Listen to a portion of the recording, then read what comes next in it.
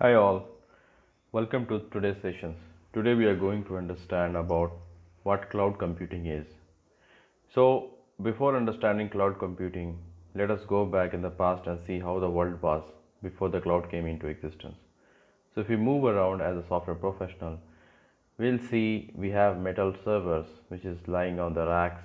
We see some storages in the form of disk either for the laptop or the system. We interact with different database from let it be from different vendors, SQL, Oracle, or whatever it is, and we can see some network cables which is lying on the floor, and these cables are helping to establish a connection between point A and the point B, or between the floor A and the floor B. We also see some CDs available on the desk, and these CDs has been given to us by our procurement department in order to fulfill the project requirement that is required by the project. This can be a different version of the softwares which we have got, okay, from the procurement department. So when we see all of these things, a general glimpse, we observe that they are all physical in nature. Okay.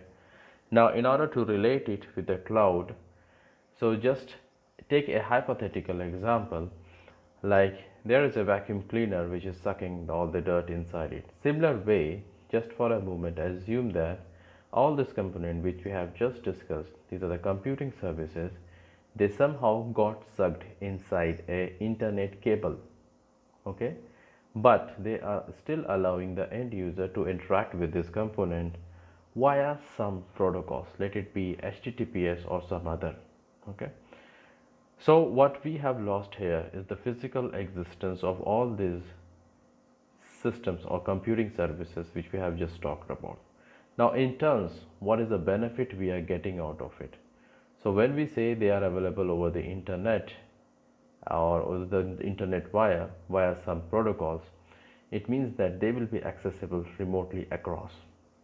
What it brings when we talk about in terms of, this is what the cloud is in general and the computing services that it provides. So together we can say this is the cloud computing services. Okay. So what is the benefit that it reaps is the faster, it enables for the faster innovation. How? The question is how it enables for the faster innovation. So when we are in need of some software component before, like on-prem kind of scenario, we have to request and send the request to our procurement department. Will go and get it procured, which will take its own life cycle in terms of billing and shipping and all those things. Now here, when we are in the cloud, we just go and put the request inside the portal. Since the compute service has lost the physical existence, the provider will be able to provide us within a minute. So if a project needs to experiment with the different versions of the different vendors and come and show the demo to the client to fulfill all this business requirement, so we have a lot of rooms, we have lot reduced life cycle. Okay, we are able to easily get what are the required software components to innovate with. Okay, and added to this, we have flexible resources. When we say flexible resources, so once we are into the cloud environment, it's not just like we'll have to go and use this standard professional or community editions of the systems. Okay, no, it's not like that. So we have the different versions. Okay, we can say just like how we are using the mobile phones, so similar like that, we have the different SKUs of all the computing services. These SKUs are nothing. This is a retail term. We call it stock keeping unit. So if you have similar example, we say these are the different mobile phone models kind of things for the computing services. Okay. Now this is the second advantage. Third example is the economies of scale, which we will go and check it out in the different subsequent sessions.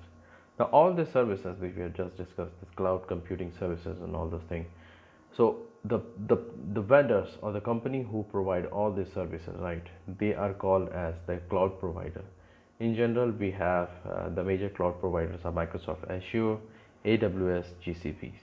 So it is up to and them to um, they take the responsibility. Since we have lost the physical existence, it's the responsibility of this company to physically maintain and they physically maintain the hardwares which is supporting this computing services, and also to keep them updated.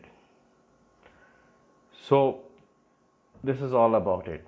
So right from the losing of the physical existence and handing over the responsibility to the cloud provider in their data centers.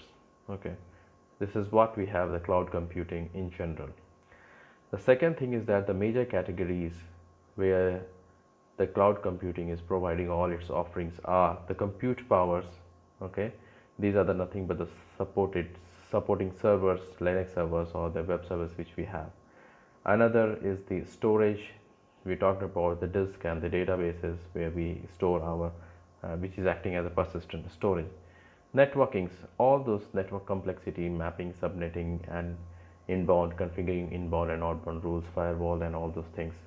They are also same, all the same configuration is available inside the cloud environment. Analytics in terms of the visualizing of the telemetry, what has gone uh, when the user interact. Okay, these are the telemetry when we interact with the cloud services, or the cloud services by themselves generate some kind of telemetry. So all the visualization of the telemetry is another story. So on an average, the basic goal of the cloud computing is to minimize the execution cost and help business concentrate more on delivering the business functionality. It helps mostly the startups or incubator inside any organization to concentrate more on the business. Thank you.